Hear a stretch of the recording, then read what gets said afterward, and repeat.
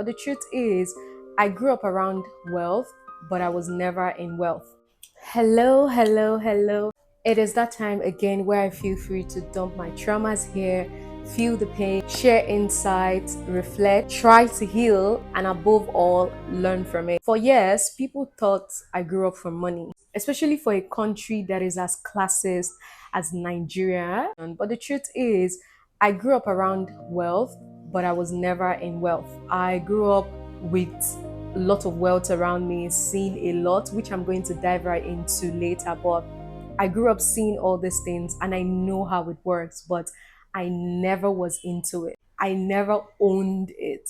I was just around it. I grew up around it, but never owned it. But the good thing now is it's a different case because a good amount of this I have been able to achieve, and I'm just so grateful to God. I would never come out and tell somebody that, oh, I grew up in the slum. This is not an identity I want to hold. This is not an identity I want to be known for. So, because I grew up this way, I never like to disclose it. Nobody knows that I grew up where I grew up. And if you've never heard my story of how I escaped the slum, I think you should go watch it. But this is a video where I just try to explain how I was able to pull it off. So if you watch my last video where I spoke about how I grew up, I had a relative that got married to an Israeli and they lived in the urban side of Lagos, which was very amazing. And I got to taste what luxury feels like. I got to experience it even as a child. As a child, my taste was very high, very premium because I was exposed to that part of the life. And whenever I go visit this family in their house, they had this very big house where they had house help, nannies, and everything. And this was a relative of my mom. Whenever we go there, we always experience a very luxury life. You know, we had chef that would cook for us, give us food. We would go to the playground. We always go to the beach every Sunday. We had a boat. Not I had a boat. The father had a boat. We had boats. We had securities, everything. I grew up experiencing this part of life, right? But it wasn't my life. So whenever we enjoyed this on Sunday evening, we'll go back to the trenches, right? Where my father got his house and everything. And I was always sad because that was not my reality, right? Because it wasn't my reality doesn't also mean that I didn't get a good taste. Of course I did. We were having clothes like whenever the girl, that's the woman, her daughter, whenever she, because she's a year older than me, so clothes she has is oversized, like they're not her size anymore, they pass it down to me. I wear them, the toys, everything, like all the fine things of life, I had them. For years people always wonder where my mom had such relative, how she had such relative. And I think for me, my mom made a very big mistake, and that this is why I tell people be very careful about being in love, because love would make you blind. It will make you feel like you don't have options, which is very scary. So I feel like my mom had better options, but because she loved my dad, she was ready to risk it all. And because she risked it all, this was where I found myself. I could have had that life, but because my mom, she settled rather. That's a story for another day, which I'll talk about. But what I am trying to say is, I grew up experiencing luxury. There are times we will go on trips, there are times we will travel, there are times we will go on boat ride, like cars will come pick us up, everything. Like there were times that we were having French teachers. The woman will come when I go over there for weekend, or let's say we have meet and break. And meet and break most time is like Thursday, Friday, Saturday, so I have like long meet and break. We would have French teachers to come teach us. I think that whole experience, I got a better taste of what life could be, or what life is. So I never really liked where I grew up. Like whenever I go there and I come back, I just didn't like it. And my mom could tell, my mom knew, but there was nothing she could do. So this relative of my mom, they relocated to Israel. So meaning they sold their house, they had to move everything, even the kids, everybody moved down to Israel. And I didn't have that anymore. We couldn't go visit them in Israel, none of that. And my reality checked in. I didn't go to the best schools, but while I was there, I started experiencing this from child till 12. So imagine at 12 years old, I knew what I wanted. I knew how to dress. I knew how to carry myself, all of that. And at 12, I knew what was wrong and what was right. This built so much confidence in me. This built so much charisma in me. I started talking in a very different way. I am a product of both worlds. You understand? I'm a product of the wealth. I'm a product of the poor. I have to say this, like the ghetto, but I want to identify as wealth. I'm going to tell you that for free. When they relocated, I felt sad. I won't lie to you because a part of my life was taken from me. A part of what I wanted was taken from me, or I couldn't have.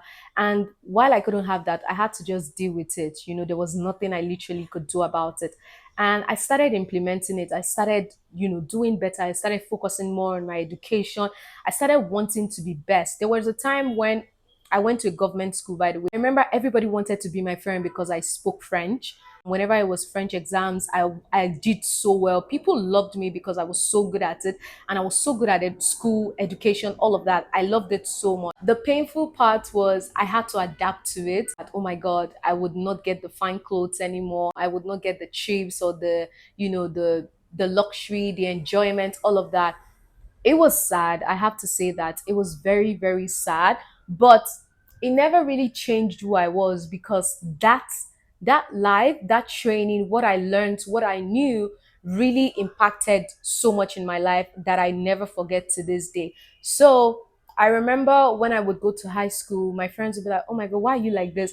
There are times that whenever I speak English, I don't sound too Nigerian, because of my complexion too. I was so light skinned there. Because of my complexion, people always wondered if my mom was mixed race. And most times when I talk or converse with people, for some reason, people thought I grew up or I never grew up in Nigeria, which is false. I grew up here in Nigeria. It was just how I was brought up. Now, let me tell you how this has affected my life growing up as an adult.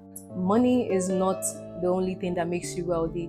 Yeah, money is a part of it, but I don't have money. I don't have the amount of money I want to have. And I also want you to know that because we were paired with my relative, whenever we go out and all that, they didn't treat me any different because they did not consider me to be different, right? Even their friends never thought of me different. We all played together. We all went to where we went to together. We all did everything together. But money, like I'm saying, money isn't the only thing that makes you wealthy. Proximity makes you wealthy. Wherever you are, whoever you're talking to makes you wealthy. Your connect, your network, these are the things that actually makes you wealthy. Not, to be honest, not money. I mean, money is part of it, but trust me, sometimes who you know is all you need, to be honest. And that is why I do not joke about networking with people. Because I grew up this way, I have this sixth sense where I can smell the person that I want to network. And even the ones who are for money, I can sense the people I want to be around with. So I tell you, when I grew up this way, they taught me a lot of things whereby I could smell the people that are the real deal, and I can smell the people who are not the real deal. So whenever I see people and I want to make friends with them or I want to network with them, I don't just go around networking with people. My goal is I want to network with one person that I can benefit from and also they can benefit from me, because I do not go with the mindset that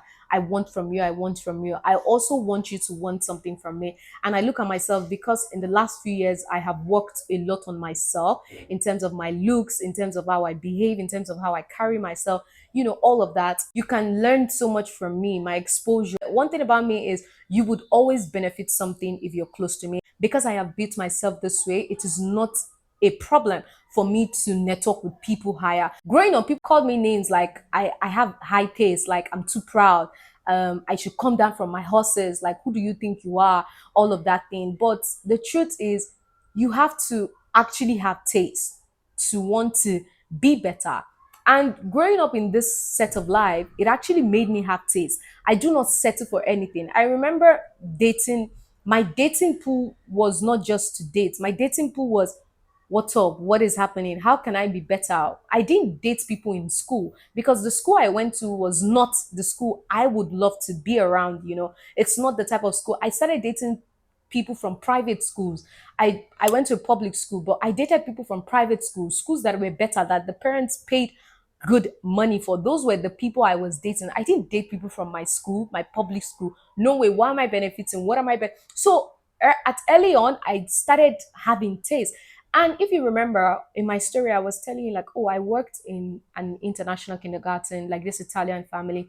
And I remember my boss at the time was forcing me to date one of my colleagues who was doing a cleaning job as I was doing a cleaning job. And I refused. Like, I bluntly told her, I don't want to date this person. Why would I date this person? What is this person bringing into my life? What am I benefiting from this person? Literally nothing. Why do I want to date this person? And guess what? I dated one of the white guys because I wanted to up myself. I wanted to be better. I I never wanted to date somebody that would never add value to my life, because the person you date is like a step in into the life you wanted. And then when it comes to like fashion and everything, I couldn't really afford the clothes that I want. Guess what I started doing? I started thrifting, but I didn't just thrift anything. I started thrifting quality and beautiful pieces.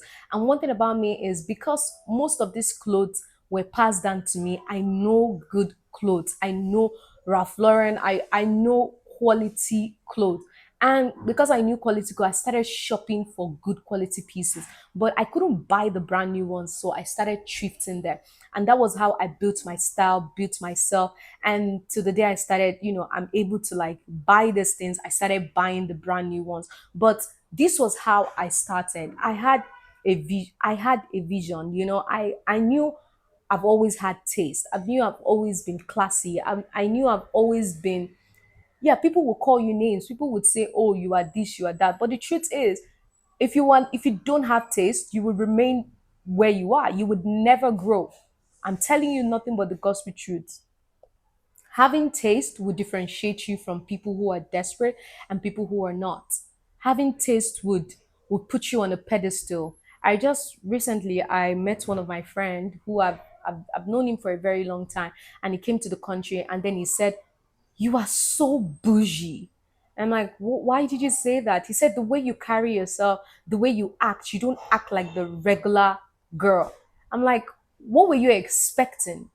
Were you expecting me to act like the regular girl? Like the day you started talking to me, didn't you know? He said, yes, I was aware, but he didn't know that I was this bougie in person. And this was the first time he was meeting in person. He wanted to take me to like a ratchet club. I'm like, why would I go here? I don't want to go there. How about we go here? And he started seeing the rates of the drinks and everything. I'm like, oh my God, this is too expensive. I'm like, what do you expect? There are times and places you need to act like what you want to become. The lifestyle that I live currently is what I want my future self to be. I do not go and steal from it. If I want to do Pilates, an upper class environment or a high class place, I would save money to go there.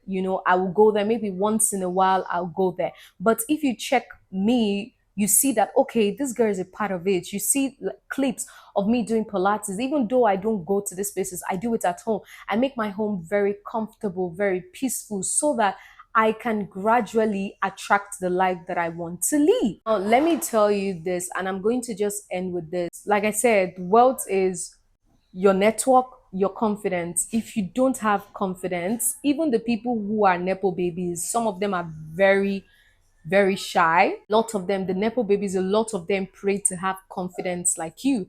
If you have confidence, you know your proximity or you expand your proximity, you would get to your life, your desired life, faster than you imagine. I'm telling you nothing but the truth. I have experienced it for myself. And this is how I will forever and continue to beat the Nepo baby allegation. Wealth is not just money. Wealth is who you know, who you network with, who you communicate with, the location you find yourself, the places you go. This is what would put you there, especially if you're someone who desire a lot in life. These are how you can easily get to the life you want.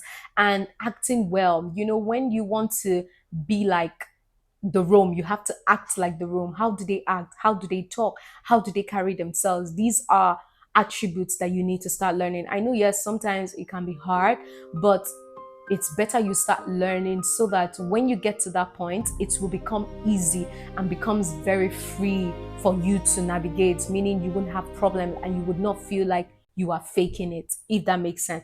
But anyways, I hope today's video really helps you. I don't want to dive right into it too much, but if you want like a deep down, I'll be happy to share places you need to go to, people you need to talk to, how to network with people. I don't care what country you are. I'm in Nigeria. I've been to other places. And I'll tell you for a fact that when it comes to networking, I feel like I'm the GOAT. I'm telling you nothing but the honest truth, because the people that I know have actually taken me to places that I've always wanted to be. And I've never failed about it. I have never failed. I've always succeeded. And yeah, I'm going to end today's video here. If this video really helps you, please subscribe, let me know, and I'll be happy to share more. But until then, ciao.